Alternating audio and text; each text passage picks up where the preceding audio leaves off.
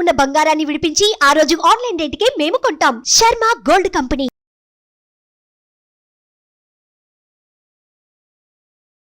నమస్తే, welcome to Suman TV. నేను మీ యామ్ని. ప్రస్తుతం మనతో ఉన్నారు ప్రముఖ ఆధ్యాత్మికవేత్త డాక్టర్ అనంతలక్ష్మి గారు ఉన్నారు. అమ్మని అడిగి మనకున్న సందేహాన్ని అడిగి తెలుసుకుందాం. నమస్తే అమ్మా. నమస్తే తల్లి. అమ్మ, ఇప్పుడు మనకి అదృష్టం వచ్చే ముందు కానీ దరిద్రం వచ్చే ముందు కానీ అసలు వచ్చే సంకేతాలు ఏంటమ్మా మనకి? అదృష్టం అంటే ఏంటి? కనపడనిది, దృష్టము కానిది. అయితే మనం అంటే మంచిదాన్ని అదృష్టం అంటున్నాం, చెడ్డదాన్ని దురదృష్టమను దరిద్రమను అంటున్నాం. రెండు అదృష్టమైన దురదృష్టమైన దాని నిజానికి సదదృష్టం అనాలి. ఇది దురదృష్టం అయినప్పుడు. కానీ అదృష్టం అంటేనే మంచిది అని, దురదృష్టం అంటే చెడ్డది. అంటే నేను ఊహించనిది, నేను అనుకోనిది, ఇది వస్తుందని నేను ఊహ కూడా చేయలేదు, అందువల్ల నాకు అలా ఊహ కూడా చేయనటువంటిది నాకు రావడం అనేటటువంటి దాని అర్థంలో వాడతాం అన్నమాట. మంచిది వచ్చేటప్పుడు చెడుది వచ్చేటప్పుడు సంకేతాలు కొద్దిగా తెలుస్తూనే ఉంటాయమ్మా. మీరు దురదృష్టం అడిగారు కనుక దాని గురించే చెప్తాను. దురదృష్టం రాబోతోంది అంటే ఇంట్లో బద్ధకాలు పెరిగిపోతాయి, కలతలు పెరిగిపోతాయి, తగాదాలు పడుతూ ఉంటారు. మంచి మాట్లాడినా శత్రుత్వం అనిపిస్తుంది, చెడుగా ఉన్నారనిపిస్తుంది.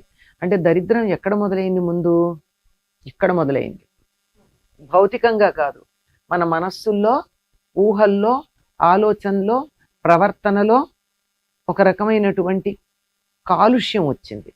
ఆ కాలుష్యం కారణంగా అది బయటికి విస్తరించి అనేక రకాలైనటువంటి చెడు ఫలితాలను ఇస్తూ ఉంటుంది.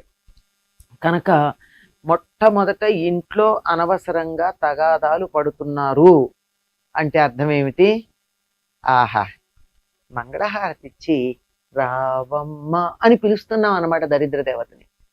ఆవిడ హాయిగా వచ్చేస్తుంది. మనస్పర్ధలు, కలతలు మాత్రమే కాకుండా వీటికి మూలం ఎక్కడ మొదలవుతుందంటే బద్ధకంలో తయారవుతుంది.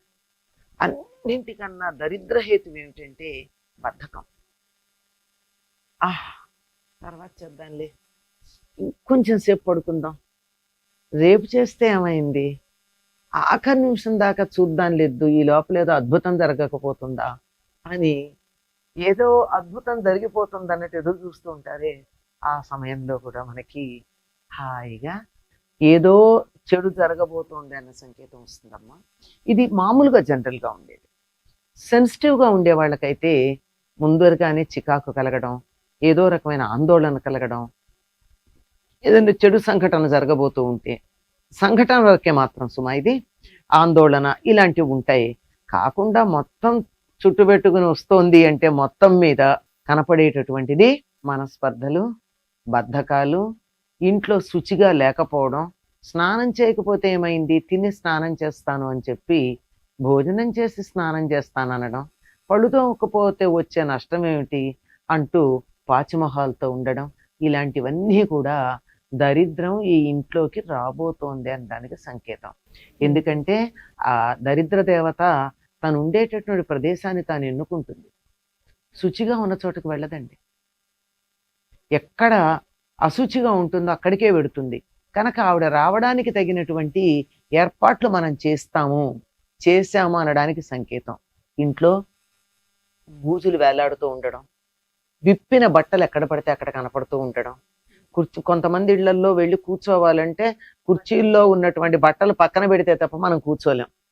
సాధారణంగా అవన్నీ తడి టవల్స్ లేదంటే విప్పిన బట్టలు ఉంటాయి. బయట నుంచి తిరిగి వచ్చిన అమ్మాయిలు చున్నీలు, అబ్బాయిలు జిర్కిన్లు పడేస్తూ ఉంటారు. బయట వెళ్ళి దుమ్ము పట్టుకొచ్చినటువంటివన్నీ ఆ సోఫాల్లో వేస్తే అవి తీసాక మనం అక్కడ కూర్చోవాలంటే ఏమనిపిస్తుంది? మనకి కూర్చోవాలనిపించలేదంటే డెఫినెట్గా దరిద్ర దేవత వచ్చి కూర్చోడానికి అనుకూలంగా ఉందన్నమాట అర్థం. అంచేత సూచనలు ఇలాంటివి కనపడుతూ ఉంటే జాగ్రత్త పడాలి. మంచి చెప్తే కూడా తగాదా వస్తుంది అని అనుకుంటే పరిస్థితులు బాగుండలేదు. మనం కొంచెం జాగ్రత్తగా ఉండాలి, మాట జాగ్రత్తగా ఉండాలి.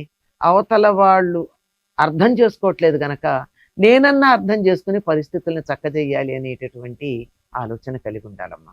మామూలుగా అదే వ్యాపారస్తులైతే వీళ్ళు కొన్న షేర్లు హఠాత్తుగా పడిపోతూ ఉండడం, వ్యాపారాల్లో నష్టాలు రావడం, ఉద్యోగాల్లోంచి ఊస్టింగ్ ఆర్డర్స్ రావడం. పాపం వీళ్ళు బాగానే చేస్తారు, కంపెనీ క్లోజ్ అవుతుంది, వీళ్ళు ఏం చేస్తారు దానికి? అంటే దురదృష్టం కలిగిన వాళ్ళందరూ కంపెనీలో పనిచేస్తూ ఉంటే కంపెనీ క్లోజ్ అవుతుంది. అందరూ cumulative effect of the employees అన్నమాట. ఇలాంటివన్నీ చూసి జాగ్రత్త పడవచ్చు. ఇంకా మీరు అన్నట్టు అదృష్టం రావడానికి సంకేతం ఏమిటంటే ఇంట్లో ఉన్న వాళ్ళందరూ ఆనందంగా ఉంటారు, సంతోషంగా ఉంటారు, ఎప్పుడూ కూడా నవ్వుతూ పేలుతూ తుళ్ళుతూ ప్రపంచంలో ఉన్న ఆనందం అంతా ఇక్కడే ఉందా అనిపించేటట్టుగా ఉంటారు. అట్లా ఉన్నటువంటి చోట తప్పనిసరిగా అదృష్టం కలిసి వస్తుంది. కనుక మనకు అదృష్టం రావాలి అంటే ముందు మనసులో ఉన్న చికాకు పక్కన పెట్టాలి, కోపతాపాలు పక్కకు పెట్టాలి. ఇతరుల గురించి చాడీలు చెప్పడం కానీ, దెబ్బలాడడం కానీ, నెగిటివ్ మాట్లాడడం కానీ, ఇలాంటివన్నీ మానేస్తే ఇల్లు ప్రశాంతంగా ఉంటుంది కదా. ప్రశాంతంగా ఉందంటే లక్ష్మీదేవి వచ్చి కూర్చుంటుంది. కనుక అదృష్టం కావాలనుకునేటటువంటి వాళ్ళు తాము శుచిగా ఉండాలి. శుచి అంటే శారీరకంగా శుచే కాదు, మానసికంగా శుచిగా ఉండాలి, పరిసరాలను శుచిగా పెట్టుకోవాలి. అలా ఉన్నప్పుడు అదృష్టం లక్ష్మీదేవి అనండి మరొకటనండి ఆ రూపంలో వస్తుంది.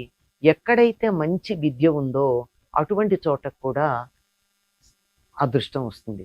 విద్య అంటే డిగ్రీలు కాదు, డిగ్రీలు ఉన్న వాళ్ళందరూ విద్యావంతులని చెప్పలేం కదా. అంచేత ఆ సబ్జెక్ట్ యొక్క సారం తెలియాలి, దాని తత్వం తెలియాలి, దాని ఉపయోగం తెలియాలి, దాని యొక్క అసలు లక్షణం ఏదుందో అది తెలియాలి. అలా తెలుసుకున్నప్పుడు ఎవరి మీద ద్వేషం రాదే. ఎవరిని చూసినా ఒకవేళ మన దృష్టిలో అది పొరపాటైనా పాపం మరో సందర్భంలో ఏమనుకుంటాం, తప్పు చేశారు అని కోపం వస్తుంది. కాస్త మనస్సు సరి చేసుకుంటే పొరపాటు అయ్యి ఉంటుంది అని సర్దుకోవడం ఉంటుంది. ఎవరిలా అనుకోగలరో వాళ్ళకి అదృష్ట దేవత ఎప్పుడూ సిద్ధంగా ఉంటుంది తలుపు తట్టడానికి. తెరవడం ఒక్కటే ఆలస్యం. చాలా చక్కగా తెలియజేస్తారమ్మా, ధన్యవాదాలు.